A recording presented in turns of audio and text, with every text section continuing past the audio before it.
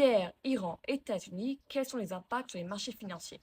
Premier point, l'ampleur des impacts. Cela dépend de si on parle de guerre réelle ou de guerre éclair ou guerre spectacle.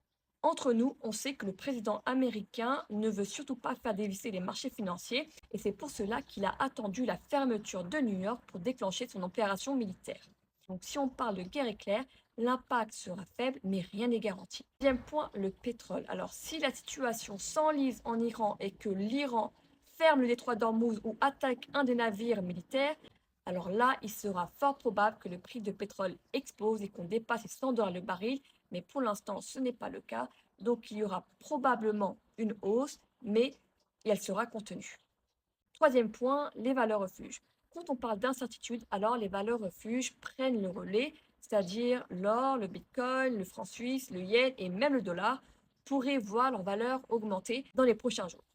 En revanche, pour les marchés actions, c'est généralement l'inverse qu'on observe et donc théoriquement, les marchés boursiers pourront ouvrir en baisse ce lundi.